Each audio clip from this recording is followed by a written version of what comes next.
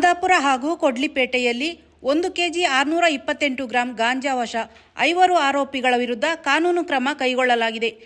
February 1ರಂದು Somwarpet police ಠಾಣಾ ವ್ಯಾಪ್ತಿಯ ಮಾದಾಪುರದಲ್ಲಿ 4 ಮದ್ಯ ವ್ಯಸನಿಗಳನ್ನು ಹಾಗೂ ಶನಿವಾರಸಂತೆ ಠಾಣಾ ವ್ಯಾಪ್ತಿಯ ಕೊಡ್ಲಿಪೇಟೆಯಲ್ಲಿ ಫೆಬ್ರವರಿ 2ರಂದು ಒಬ್ಬ ಆರೋಪಿಯನ್ನು ನಿಷೇಧಿತ ಮಾದಕ ವಸ್ತುವಿನೊಂದಿಗೆ ಅವರನ್ನು ದಸ್ತಗಿರಿ ಮಾಡಿ ಕಾನೂನು ಕ್ರಮ ಕೈಗೊಳ್ಳಲಾಗಿದೆ. ಆರೋಪಿಗಳಿಂದ 1 ಕೆಜಿ 628 ಗ್ರಾಂ ಗಾಂಜಾವನ್ನು ವಶಪಡಿಸಿಕೊಳ್ಳಲಾಗಿದೆ.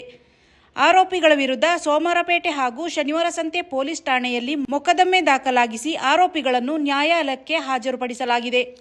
ಬಂಧಿತ ಆರೋಪಿಗಳು ಮಾದಾಪುರದ ಆಕಾಶ್ ಎಂಸಿ 21 ವರ್ಷ, ಮಡಿಕೇರಿಯ ಹೊಸ ಬಡಾವಣೆಯ ತ್ರಿಶೂಲ್ ಪಿಎಲ್ 20 ವರ್ಷ, ಮಡಿಕೇರಿಯ ಮಂಗಳಾದೇವಿ ನಗರದ ನಿತ್ಯ ಎಂಸಿ 20 ವರ್ಷ, ದಕ್ಷಿಣ ಕನ್ನಡ ಜಿಲ್ಲೆಯ ಸುಳ್ಯ ಜಾಲ್ ಸುರುವಿನ ಧನುಷ್ ಕೆಆರ್ 22 ವರ್ಷ, ಕೊಡ್ಲಿಪೇಟೆಯ ಶಾಂತಪುರದ ಭರತ್ ಕೆಎಂ 28 ವರ್ಷ.